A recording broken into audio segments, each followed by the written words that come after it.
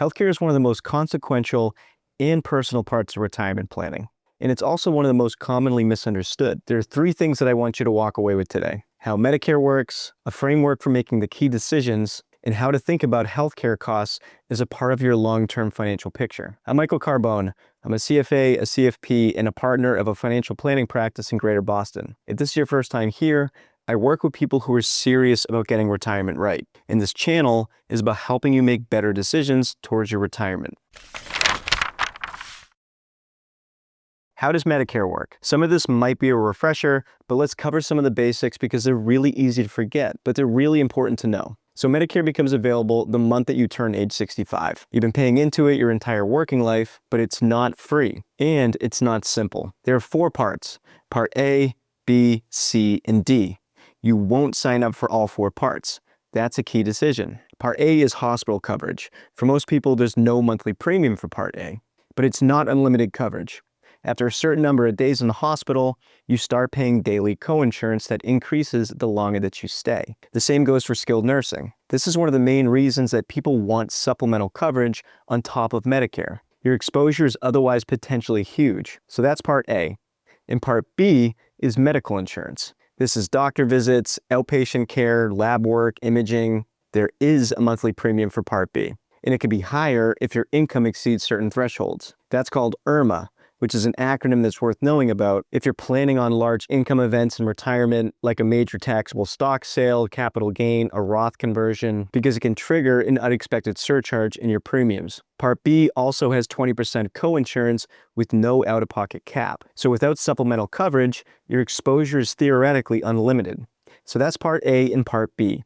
Now let's skip C and talk about Part D, which covers prescription drugs. Part D prescription plans each contain their own formulary, which is just a fancy word for a list of covered drugs. Choosing the wrong Part D plan can lead to significant costs if you end up needing a drug that's not covered. These Part D plans are either set up as a standalone plan or they're bundled into a Medicare Advantage plan, also known as Part C. Part C, Medicare Advantage plans, bundle Parts A, B, and usually D into a single private plan. This is a big reason why they're so popular. Part C Advantage plans come with lower monthly premiums, sometimes extras like dental and vision, but with provider networks that may limit your flexibility. The alternative to a Part C Advantage plan is referred to as Original Medicare or Parts A and B, paired with a Medigap supplement and a standalone Part D plan. This alternative combination often offers broader access and more predictable costs, but for a higher monthly premium, which brings us to the decision that actually matters.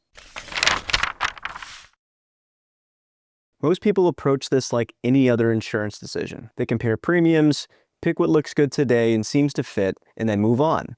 And the problem with that is this decision has a long tail, and your options later may depend on what you choose now. So here's what you're actually deciding. Assuming that you don't want the exposure of what's not covered under Parts A and B, and I would almost never recommend accepting that risk, then you're essentially deciding between Medicare Advantage Part C or Original Medicare Parts A and B paired with the Medigap supplement and standalone Part D prescription plan. Here's the core trade-off. Medicare Advantage Part C has a lower monthly cost, but when you need care, you pay as you go. You'll have copays, coinsurance, and an out-of-pocket maximum that averages around $5,000 per person per year, depending on the plan. But it can legally be as high as $9,000 per year in network, or around $12,000 when you combine in and out-of-network costs. So when you're comparing plans, that ceiling is important, and although it's not the same as comparing to a premium, it's similar in terms of exposure. But with the Advantage plan, you may not even hit that when you're young and healthy. With Part C Advantage, you're also working within a network which may sound restrictive, but depending on where you live, it may not be a big deal. With Medigap, you have higher monthly premiums, typically somewhere in the range of $1,500 to $3,000 per person annually. But with minimal out-of-pocket costs and access to virtually any doctor or hospital nationwide that accepts Medicare. So the trade-off: lower monthly costs, higher potential exposure, higher monthly costs, lower exposure, and potentially broader access to healthcare. And a lot of people think I'll just start with Medicare Advantage while I'm healthy and then switch to Medigap later if I need to, which is definitely intuitive, but here's the key problem with that. Less than 50% of states have meaningful protections against underwriting if you make that switch.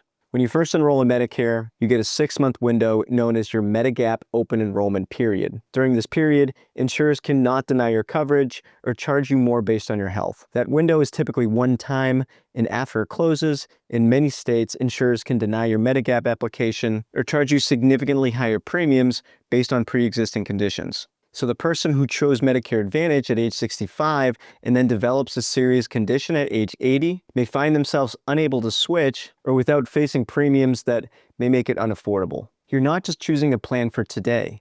Think about which drugs you might need 10, even 20 years from now. The formulary or the covered drug list that works for you at age 65 may not work for you at age 75. And in most states, once that initial enrollment window closes, your ability to change course is limited. This is why I'd encourage you to think about this decision in terms of what your healthcare needs might look like a decade or 2 decades from now, not just what your health looks like today. The second most common mistake that retirees often make is simply missing enrollment deadlines, which can come with penalties that last a lifetime. Missing the initial enrollment period without still being covered by a qualifying employer coverage, and your premium goes up 10% for every 12 months that you were eligible but didn't enroll. That surcharge lasts for life. Part D is a similar penalty, about 1% per month of delayed enrollment. And here's a quirky little nuance. The size of the company that you work for at Medicare age actually matters. If you're still working and you're covered by an employer plan at a company with 20 or more employees, you generally don't need to enroll at age 65. Your employer plan is primary, and you'll have a special enrollment period spanning about 8 months after leaving that coverage, presumably when you retire, to sign up without penalty. 2 nuances worth knowing. If you enroll in Part A while you're still working, you lose the ability to contribute to an HSA. They're mutually exclusive. So if you're maximizing an HSA contribution in your early 60s, just be aware of that interaction before you do anything. And if you work for a smaller employer, fewer than 20 employees, Medicare becomes your primary coverage at age 65 regardless of your employer plan. So enroll in both Part A and Part B on time. The key windows: initial enrollment period, 7 months centered on the month that you turn age 65. Special enrollment period, 8 months after losing qualifying employer coverage. General enrollment period, January through March each year, but missing your initial window still may mean penalties. And your annual open enrollment, mid-October through early December for Advantage and drug plans. Mark these. Missing them can have consequences that just don't go away. All right, final piece, and this is the one that many retirement projections actually get wrong. Healthcare costs tend to rise faster than general inflation. So even if you're spending a modest amount in your early retirement years, that line item tends to grow on a steeper curve than everything else. If your healthcare costs rise even 2 percentage points faster than general inflation, which would be generous by historical standards, which starts as roughly 12% of your retirement budget, can grow to 18% or more by year 30. That's a meaningful shift that compounds quietly in the background. Model it separately. Don't fold it into a general inflation assumption and move on. And one more thing that Medicare doesn't cover at all: custodial care, which is often required to help with daily living activities that comes with serious illness or cognitive decline. The odds of needing this level of care for an extended period are actually probably lower than most people fear, but the cost, when it does happen, is very real. And arriving at that situation without a plan is avoidable. Whether you self-fund or transfer the risk with insurance, have the conversation before you need to. Healthcare in retirement doesn't have to be overwhelming, but it definitely deserves a plan. Understand the 4 parts of Medicare. Think carefully about the Part C Medicare Advantage versus Medigap decision with a long-term horizon in mind. Don't miss your enrollment windows, and model healthcare costs separately in your retirement projections. Oh, and don't be afraid to use a Medigap broker. I found them to be incredibly knowledgeable, and their compensation really shouldn't affect your premiums. I'm not a health insurance broker. There's also a helpful government resource, Shine, which provides free Medicare counseling. Don't hesitate to tap one of these resources. They can be invaluable. If you want to go deeper on any of these planning concepts that we've covered, Roth conversions, IRMAA management, withdrawal sequencing, those are all coming on this channel. You're also welcome to visit the retirementdecisionslab.com for additional resources or learn more about my practice at Eppolito Carbone & Company. Both links are below. I'll see you in the next one.